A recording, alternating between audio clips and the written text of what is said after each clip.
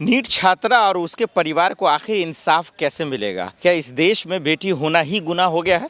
हालांकि पूरे हिंदुस्तान के आंकड़े आप देखेंगे तो आपके रूह कांप जाएंगे, लेकिन फिलहाल बिहार में ही बात कीजिए क्योंकि वहाँ डबल इंजन की सरकार है। अब वो डंकी की चोट पे कहती है कि बेटी को बढ़ाओ और बेटी को पढ़ाओ, लेकिन ये सिर्फ नाम के लिए रह गया है। ये सिर्फ अब कागजों में नहीं, ये धरातल पे भी दिखता नजर आ रहा है। अगर कोई बेटी आगे पढ़ना चाहती है तो उसको जो है कहीं ना कहीं प्रताड़ित किया जाता है, उसके साथ दुष्कर्म किया जाता है, और अगर वो आवाज़ उठाती है तो उसका मर्डर भी कर दिया जाता है, जैसे कि नीट छात्रा के साथ किया गया। अपेक्षा जी, आप तो खुद दिल्ली यूनिवर्सिटी के छात्र हैं, आप लड़कियों को के सामने जो चुनौतियां आती हैं आप झेलती हैं। आखिर उनके साथ दुष्कर्म होता है, उनका मर्डर होता है, और उसके बाद जांच के नाम पर जो है, जब जांच की बात आती है तो उनके परिवार को धमकी मिलता है, उन्हीं को धमकी मिलता है। आखिर क्यों ऐसा हो रहा है? देखिए सर, डबल इंजन की सरकार है बिहार में, और कमाल की बात है, बेटी बढ़ाने की पढ़ाने की बात कर रहे हैं, और उसके बाद बेटी के साथ इंसाफ भी नहीं हो रहा है। लगातार धमकियां मिल रही हैं उनके माँ बाप को। बच्चे की मौत हो गई है सर, उसके बाद भी इतने, मैं क्या बोलूँ, इतने हार्टलेस लोग हैं ये कि उनके जीते जी माँ बाप को भी धमकियां दे रहे हैं। उनको सीसीटीवी लगाने पे मजबूर कर दिया गया, और पावर में बैठे वाले लोग ही इन सब चीज़ों में इन्वॉल्व हैं। तो आप किसका यकीन करोगे, किसके ऊपर यकीन करोगे, बताओ ना। जिस सरकार के पास हम इस उम्मीद को लेके जाते हैं कि कोई नहीं तो कम से कम सरकार तो है हमारी, कम से कम कोर्ट तो है हमारा, लेकिन एक तरफा ये चीज़ हम लोगों को दिखने में आ जाती है कि ना तो सरकार हमारी है, ना ये कोर्ट हमारा है, ना हमारे ऊपर फैसला लिया जाएगा। देखा ना कुलदीप सिंह सेंगर के ऊपर क्या हुआ। कोर्ट ने ये चीज़ बोले कि कुलदीप सिंह सेंगर बहुत अच्छा इंसान है, अब उसने अपने इससे ज़्यादा बहुत कष्ट झेल लिए जेल में, अब उनको छोड़ देना चाहिए, उनको बेल दे देनी चाहिए। अब इससे क्या एक्सपेक्ट करते हैं ये सरकार, ये क्या ये जुडिशरी हमारा साथ देगा? और सिर्फ बिहार की लड़की नहीं, बिहार की लड़की के ऊपर तो हम लोगों को सामने आ रहा है ना, नीतीश जी के बेटे इन्वॉल्व हैं इसमें, बड़े बड़े लीडर्स इन्वॉल्व हैं इसमें। ये सारी चीज़ें अंकिता भंडारी के इसमें भी हुई ना सर। पता चला ना, उत्तराखंड में बड़ी बड़ी पोजीशन में बैठने वाले बीजेपी की सरकार के लोग इस सारी चीज़ों में, क्या हुआ? गिरफ्तारी हुई उनकी, लोग लड़ ही रहे ना, उनके पेरेंट्स भी लड़ रहे हैं ना। लड़के का क्या हुआ सर? तो आपने कभी लड़की के तौर पर देखा है कि उनको कितनी सारी चीज़ें, वो लड़की मर चुकी है ना, वो फील कर सकती है ना, वो जिंदा हो सकती है ना, वो अपना कष्ट बता सकती है कि मेरे साथ कितनी दरिद्रता के साथ में मेरा रेप किया गया, उसके बाद मार दिया गया। बता सकती है लड़की? नहीं बता सकती। और जो लोग इसमें ये चीज़ देख रहे हैं, जात देख रहे हैं, पात देख रहे हैं, मैं उनको एक चीज़ बता देती हूँ, लड़की होना खुद एक ऐसा टेरिबल चीज़ है कि वो जात पात तो बाद में आती है, वो लड़की होने पे ही सबसे पहले उसके साथ रेप होता है कि तुम लड़की हो इसलिए तुम्हारे साथ रेप हो रहा है।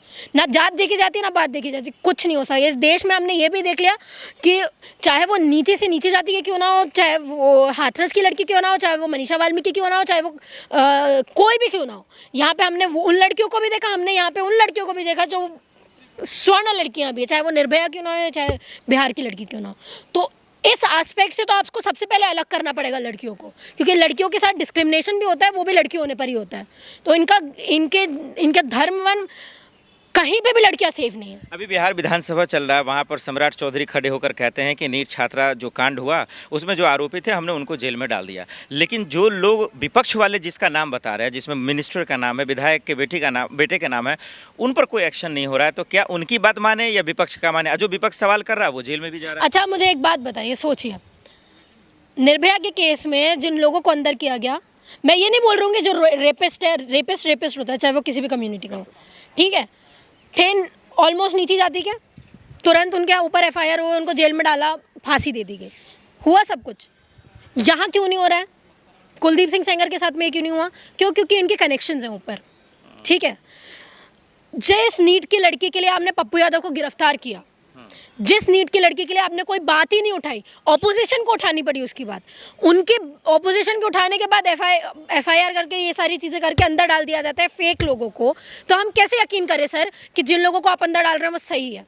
आपने कोई ट्रांसपेरेंसी रखी है इस चीज़ में? लोग पागल हैं। आप बताइए, पूरे हॉस्टल में रेप होता है, हॉस्टल में मर्डर होता है, और लोगों को पता नहीं चलता। हॉस्टल किसका? सरकार किसकी? किसकी शय पे ये सारी चीज़ें हो रही है? आप मुझे बताइए।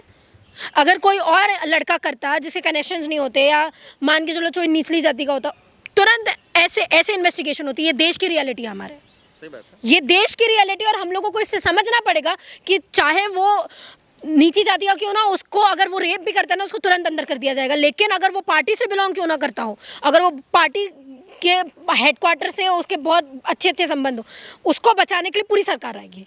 ये रियलिटी है हमारे देश की। इसीलिए आज भी ऑपोजिशन ये चीज़ पूछ रहा है। और मैं ये चीज़ नहीं बोल रहा हूँ कि ऑपोजिशन अगर सरकार में होगा तो ये चीज़ नहीं करेगा। सब अपने लोगों को बचाने के लिए ये सारी चीज़ें करता है। इस निर्भया का केस किस सरकार में हुआ? कांग्रेस की सरकार में ही हुआ ना।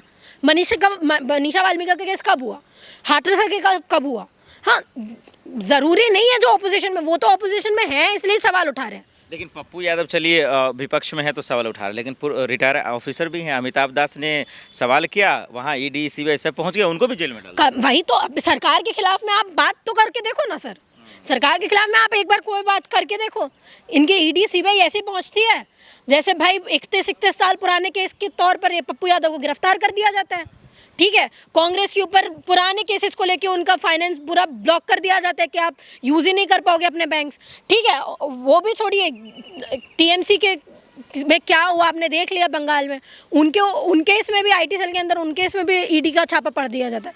तो अब ये सरकार हम लोगों को क्या दिखाना चाहती है कि हम महाराज हैं, तुम हमारे तौर पर चलोगे, नहीं होगा तो तुमको अंदर डालने के लिए कोई भी हम ऐसी साजिश बिल्कुल रचने के लिए तैयार है कि तुम जेल के अंदर जाओ।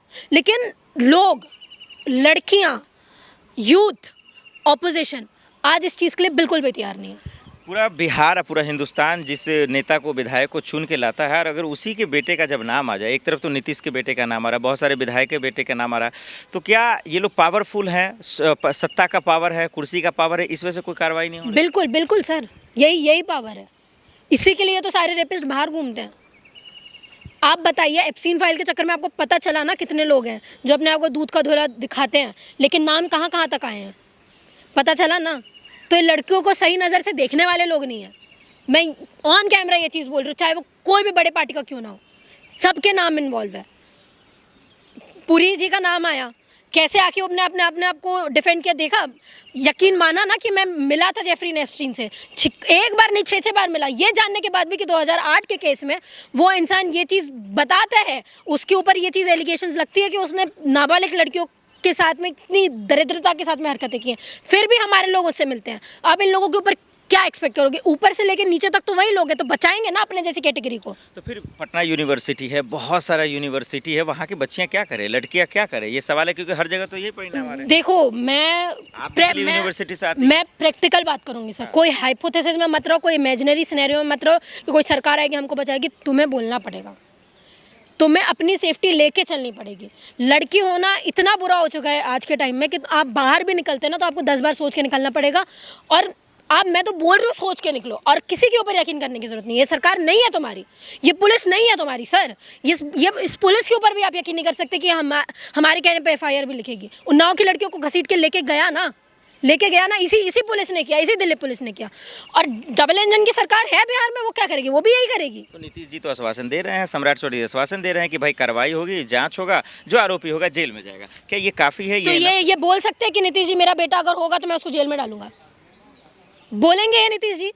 तो मैं मानूँ लीडर अच्छे हैं, फिर अपने बेटे को बचाने के चक्कर में तुमने क्या क्या रोटियां सेकी है, ये लोगों को नहीं पता क्या? किन लोगों को अंदर डाल दिया गया हम लोगों को नहीं पता क्या, सिर्फ अपने बेटे को बचाने के चक्कर में? अरे बेटा छोड़ो सर, एक कार्यकर्ता को बचाने के चक्कर में पूरी यूपी सरकार आ जाती है, सेंट्रल गवर्नमेंट आ जाती है। अपने बेटे को बचाने के चक्कर में किस नीचता तक जाएंगे ये आप भी जानते हैं, किसी को बोलने की जरूरत नहीं है।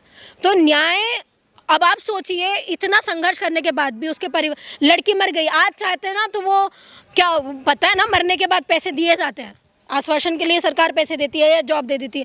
फैमिली ले सकती थी अगर उनको स्वार्थ पता होता कि चलो कोई नहीं, पता है हमको कुछ नहीं हो, लेकिन वो लड़ रहे हैं, आज भी ज़मीनी स्तर पर वो लड़ रहे हैं। उनको इतना डर है कि उन्होंने CCTV लगा दिया अपने घर में।